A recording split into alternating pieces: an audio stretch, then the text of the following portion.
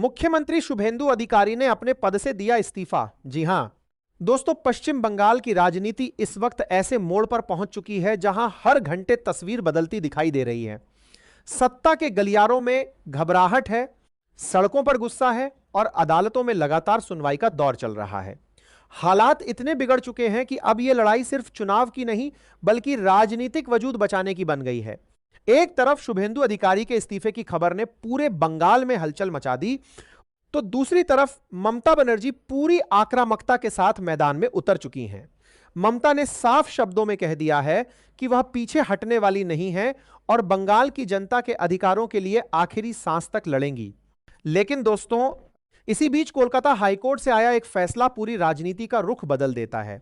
अदालत ने चुनावी प्रक्रिया में जल्दबाजी पर सवाल उठाए और इस फैसले को टीएमसी के लिए बड़ी राहत माना जा रहा है।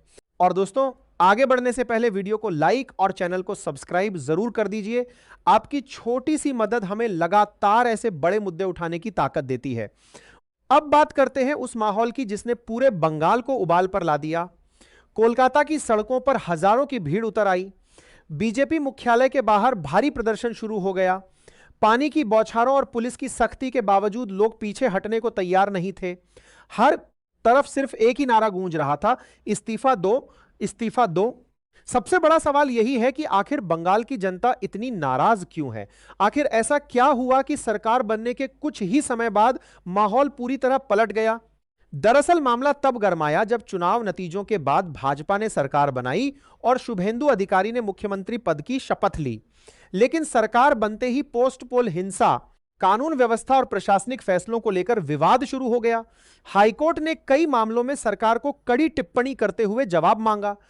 इसी बीच ममता बनर्जी अदालत पहुंची और उन्होंने सरकार पर तीखा हमला बोला। ममता ने कहा कि बंगाल को डर और दमन की राजनीति से नहीं चलाया जा सकता।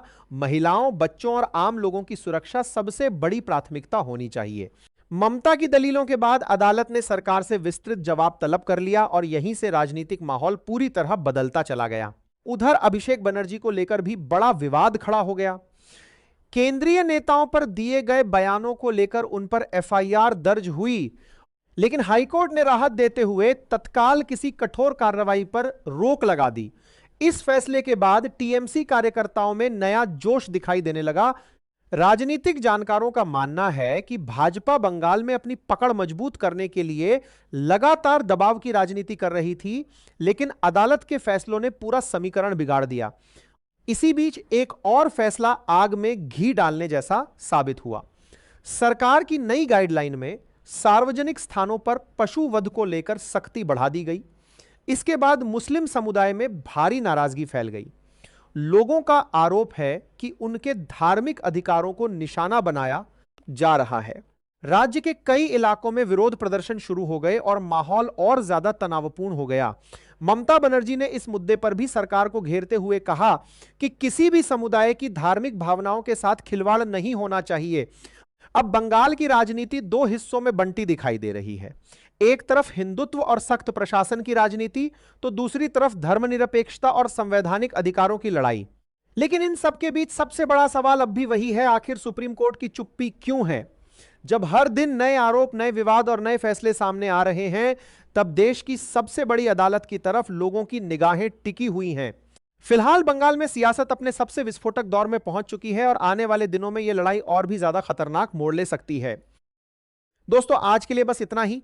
आप आगे भी हमारे साथ बने रहने के लिए चैनल को जरूर सब्सक्राइब कर लें और बेल बटन को भी जरूर दबा दें।